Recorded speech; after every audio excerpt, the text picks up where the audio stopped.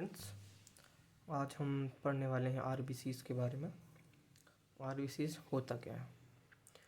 जो आरबीसी होता है उसे हम रेड ब्लड सेल भी कहते हैं। तो red blood cell are the non nucleated structure present in the blood which is also called erythrocyte. जो आरबीसीज़ होता है वो नॉन न्यूक्लिएटेड, जिस पे केंद्रक नहीं होता है, ऐसा एक स्ट्रक्चर प्रेजेंट होता है हमारे ब्लड में जिसे हम एराइथ्रोसाइट भी कहते हैं। द वर्ड एराइथ्रोसाइट मीन्स, एराइथ्रो मतलब रेड, साइट्स मतलब सेल, ऐसा सेल जो कि रेड होता है उसे हम एराइथ्रोसाइट भी कहते हैं। Red colour of the RBCs due to the present of the red pigment that is called haemoglobin. जो आरबीसीज होता है उसका कलर रेड होता है क्योंकि इस पे प्रेजेंट होता है रेड पिगमेंट जिसे हम हीमोग्लोबिन कहते हैं। देन उसके बाद आरबीसीज की बात करें, है ना, आरबीसीज जो होता है play important role. RBCs play important role in the exchange of respiratory gases because of this pigment. जो आरबीसीज होता है वो इम्पॉर्टेंट रोल प्ले करता है exchange of respiratory gases because of this pigment. जो हमारा पिगमेंट है हीमोग्लोबिन, हीमोग्लोबिन ही क्या कराता है, ऑक्सीजन का एक्सचेंज कराता है हमारे ब्लड में। तो ये बहुत ही इम्पोर्टेंट रोल प्ले करता है। अब उसके बाद हम नॉर्मल वैल्यू देखें आरबीसीज की।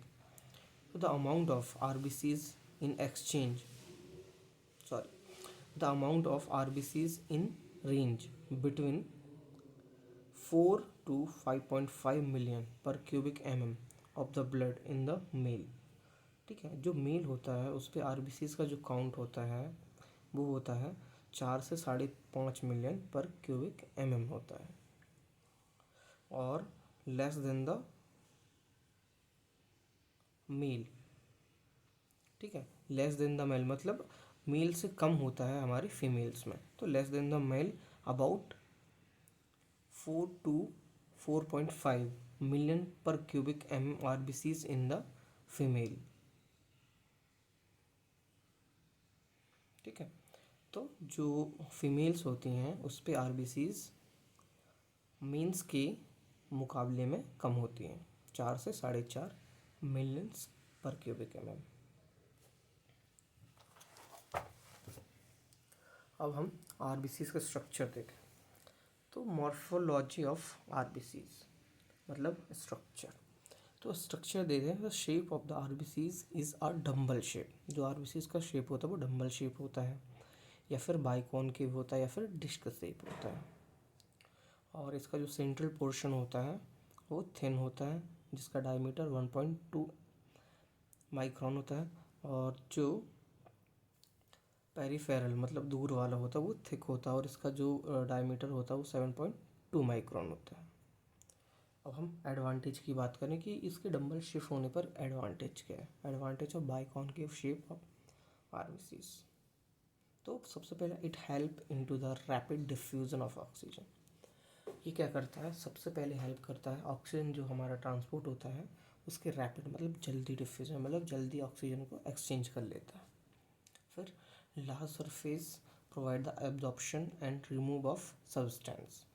अब जो इसकी जो सरफेस है वो लार्ज है तो ये क्या करती है, एब्जॉर्प्शन मतलब जो सोखने की क्षमता होती है ना, इस पर बढ़ जाती है। तो large surface provide the absorption and remove of substance, और एब्जॉर्प्शन में बढ़ जाता है और सब्सटेंस को, जो भी टॉक्सिन सब्सटेंस होता है उसको रिमूव करने में ये बहुत ही इम्पोर्टेंट रोल प्ले करता है। इस पर मिनिमल टेंशन होता है। ठीक है, उसके बाद biconcave shape is very helpful in the passing mechanism of the RBCs. ये बहुत ही हेल्पफुल होता है biconcave shape passing mechanism of the RBCs में। स्क्वीज मतलब ये सिकुड़ सकता है, and passes through the capillaries, और ये कैपिलरी से आसानी से निकल सकता है। ठीक है, कैपिलरी विदाउट, ठीक, आरबीसीज।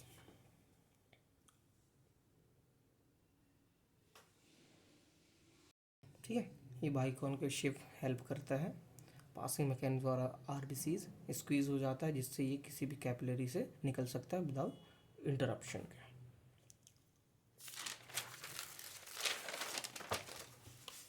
उसके बाद हम आरबीसीज के फंक्शंस को देखें। ठीक है, तो फंक्शंस देखें इसके। तो फंक्शन ऑफ आरबीसीज, तो ट्रांसपोर्ट ऑफ रेस्पिरेटरी गैसेस पहला फंक्शन होता है। अब कैसे? The haemoglobin is main important substance which is help in the transport of respiratory gases, oxygen and carbon dioxide from alveoli. अब ये क्या करता है, एल्वोलाई से, जो लंग्स की एल्वोलाई होती है जहाँ पे गैसेस एक्सचेंज होता है, वहाँ से ऑक्सीजन को ले जाना और कार्बन डाइऑक्साइड को लेके आना, इन दोनों में बहुत ही हेल्पफुल होता है। देन उसके बाद buffer action in the blood. तो the haemoglobin is a good buffer and it maintain the hydrogen ions and the concentration and maintain the pH level and maintain the acid base balance। अब ये क्या करता है, buffer action, जो कि क्या करता है, हमारे एसिड बेस बैलेंस को मेंटेन रखता है। देन उसके बाद हम बात करें इन द ब्लड ग्रुप डिटर्मिनेशन। अब ये इम्पॉर्टेंट होता है ब्लड ग्रुप डिटर्मिनेशन में कि हम हमारा कौन सा ब्लड ग्रुप होगा। तो RBCs carry the blood group antigen like antigen A, antigen B and RH factor and help in the determination of blood। ठीक है, दो एंटीजन आर और एंटीजन ए एंटीजन बी जो होते हैं वो हमारी डिटर्मिनेशन करता है ब्लड ग्रुप का, और जो आर एच फैक्टर जो होता है वो कि हमारा ब्लड ग्रुप पॉजिटिव होगा कि नेगेटिव होगा, ये डिटरमाइन करता है हमारा आर एच फैक्टर। ठीक है, अब उसके बाद बात करें transport of CO2 from tissue to alveoli. जो ट्रांसपोर्ट होता है कार्बन डाइऑक्साइड का हमारे टिश्यू से एल्वोलाई में आता है, एल्वोलाई से फिर लंग्स के थ्रू बाहर निकाल दिया जाता है।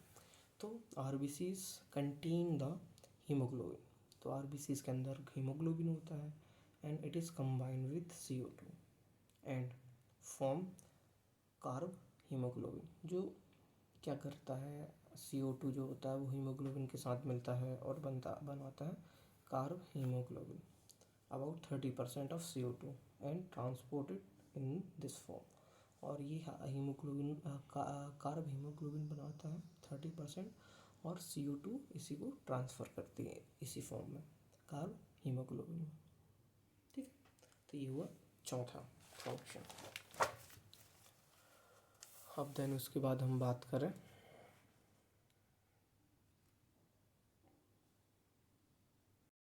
ये तो हुए इसके फंक्शंस, इसके 4 ही फंक्शंस हैं। अब हम बात करते हैं कि जो हमारा आरबीसीज होता है, हमारा ब्लड होता है, वो अलग अलग वेरियस फैक्टर में कब कम कब ज़्यादा होता है। तो variation in the number of RBCs, सबसे पहले हम फिजियोलॉजिकल की बात करें।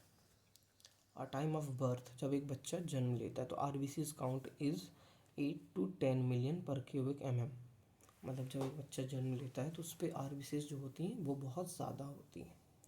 आफ्टर 10 डेज, जब बच्चा 10 दिन का हो जाता है तो आरबीसीज डिक्रीज़ होने लगती है in the numbers because of destruction of RBCs, क्योंकि आरबीसीज का डिस्ट्रक्शन मतलब नष्ट होने लगती हैं due to physiological condition like jaundice, क्योंकि उसे जॉन्डिस हो जाता है इसीलिए पीलिया है ना, तो उस कारण से आरबीसीज कम होने लगती हैं। अब हम जेंडर की बात करें तो जेंडर में RBCs count is a less in the female than the male. जो आरबीसीज काउंट होता है वो फीमेल्स में कम होता है एज़ कम्पेयर टू मैन। ठीक है, तो आरबीसीज काउंट मेल में ज़्यादा होता है, फीमेल में कम होता है ड्यूरिंग द पीरियड। यदि जब तक उनका मेंस्ट्रुअल जो होता है पीरियड्स चल रहे होते हैं, जब तक जो होता है मेल में ज़्यादा होता है, फीमेल में कम होता है। लेकिन जैसे ही आफ्टर ऑफ मीनोपॉज, जैसे उनमें मीनोपॉज होता है एट द 45 या 50 साल के बाद, है ना, तो RBCs count similar of the male. तो 50 साल के बाद जो होगा मीनोपॉज जैसे ही आता है तो सी सिमिलर हो जाता ब्लड मेल का और फीमेल का दोनों एक हो जाता है। अब उसके बाद मस्कुलर एक्सरसाइज, तो little amount of RBCs is increase after of exercise. जैसे ही हम एक्सरसाइज करते हैं तो हमारा जो आरबीसीज काउंट होता है वो बढ़ जाता है। हाँ, और दीज आर टेम्परेरी, ये टेम्परेरी चेंजेस होते हैं इनटू द आरबीसीज काउंट में। देन उसके बाद हम बात करें इमोशनल कंडीशन, तो RBCs count is increase in the emotional condition and tension and depression and etc.. मतलब जितनी भी इमोशनल कंडीशन है सारी, हम चाहे हम रों चाहे हंसें और चाहे हम दुखी रहें, तो इन सब कंडीशन में हमारा आरबीसीज काउंट बढ़ता है। आफ्टर ऑफ मील्स, खाना खाने के बाद भी हमारा आरबीसीज काउंट बढ़ता है। After of meals slightly RBCs count increase because of after meals requirement of oxygen will increase. जैसे ऑक्सीजन की रिक्वायरमेंट बढ़ेगी तो आरबीसीज काउंट भी बढ़ेगा।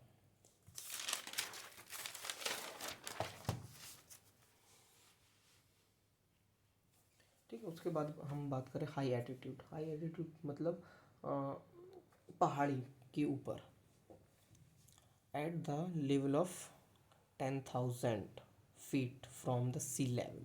मतलब समुद्र की जो लेवल, समुद्र के जो स्तर है उससे 10,000 फीट हम जैसे ऊपर जाते हैं तो the amount of RBCs increase. मतलब हमारा जो आरबीसीज काउंट होता है वो बढ़ जाता है ऊंची जगह जाने में। क्यों? Due to hypoxia. हाइपोक्सिया क्या है? हाइपोक्सिया होता है decrease the oxygen in the tissue. मतलब टिश्यू में जैसे ही ऑक्सीजन की कमी होगी वो स्टिमुलेट करेगा एराइथ्रोपोइटिन हार्मोन को। एराइथ्रोपोइटिन हार्मोन क्या कराता है? And it will produce RBCs from bone marrow. Bone marrow में हमारे एराइथ्रोपोइटिन हार्मोन होता है जो कि क्या करता है, इसको प्रोड्यूस मतलब बढ़ाने लगता है। रिक्वायरमेंट जैसे बढ़ती है, ऑक्सीजन जैसे रिक्वायरमेंट पड़ेगी, ये ब्लड का ब्लड में सॉरी बोन में जो बोन मेरो होता है उस पर आरबीसीज का प्रोडक्शन बढ़ा देता है। तो हाई एल्टीट्यूड में जाने पर हमारा आरबीसीज काउंट बढ़ता है। इसीलिए जब हम पहाड़ चढ़ते हैं तो हमें बहुत ज़्यादा ऑक्सीजन की कमी होने लगती है। ऑक्सीजन की कमी होने लगती है तो हमारा जो हार्ट बीट होती है वो तेज़ हो जाती है। क्यों? क्योंकि जो हमारा एराइथ्रोपोइटिन हार्मोन होता है वो प्रोडक्शन ऑफ आरबीसीज बढ़ा देता है, इसीलिए हमारा, और साथ ही साथ ऑक्सीजन की कमी जो हुई है उसको बराबर लाने के लिए हमारा हार्ट बीट बढ़ जाता है। देन उसके बाद हम बात करें डिक्रीज। अब आरबीसीज काउंट डिक्रीज किस कंडीशन में होता है? मेनली एक ही कंडीशन है, स्लीप, और दूसरा जो होता है वो हाई बैरोमीटर। ये रेयर होता है लेकिन ये मेनली ज़्यादा होता है। ठीक है। In during sleep the all activities of the body is decrease including the production of RBCs। तो रेस्ट की कंडीशन में जब हम सोते हैं तो उतने टाइम हमारी सारी जो एक्टिविटीज़ होती हैं वो बंद हो जाती हैं, बॉडी की डिक्रीज हो जाती हैं, तो इंक्लूडिंग प्रोडक्शन ऑफ आरबीसीज, साथ ही साथ आरबीसीज का काउंट भी कम हो जाता है। अब जो दूसरा होता है वो रेयर होता है, वो हाई बैरोमीटर प्रेशर। मतलब जैसे ही हम इन द डीप सी, समुद्र की गहराइयों में जैसे ही हम बहुत नीचे चले जाते हैं जहाँ पे बैरोमीटर प्रेशर जो होता है वो हाई होता है, वहाँ पे क्या होता है, in the deep sea eight the level, है ना, decrease oxygen tension and it will decrease RBCs count. जैसे ही हम समुद्र की गहराई में बहुत नीचे चले जाते हैं तो हमारा जो ऑक्सीजन का टेंशन होता है वो कम हो जाता है और साथ ही साथ डिक्रीज हो जाता है हमारा आरबीसीज काउंट भी। देन उसके बाद कुछ पैथोलॉजिकल कंडीशन होती हैं, जैसे आरबीसीज बढ़ गए घट गए, है ना।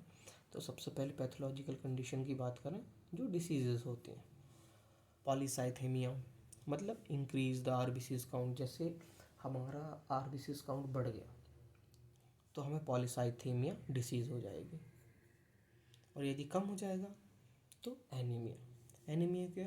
Decrease RBCs count as well as haemoglobin and blood volume is also decrease in this condition. Anaemia में क्या होता है, हमारा आरबीसीज काउंट तो कम होता ही होता है, साथ ही साथ हीमोग्लोबिन काउंट भी कम हो जाता है, और साथ ही साथ वॉल्यूम मतलब उसकी मात्रा भी कम हो जाती है। तो ये होता है हमारा पैथोलॉजिकल कंडीशन एनीमिया का। ठीक है, तो this is all about RBCs and its function and its variation and its pathological condition. ठीक है, I hope like this video. यदि आपको ये वीडियो पसंद आती है या फिर आपके किसी भी नॉलेज में या फिर किसी भी तरह आपके लिए हेल्पफुल होती है तो वीडियो को ज़रूर लाइक करें, कमेंट करें एंड शेयर करें। Thank you.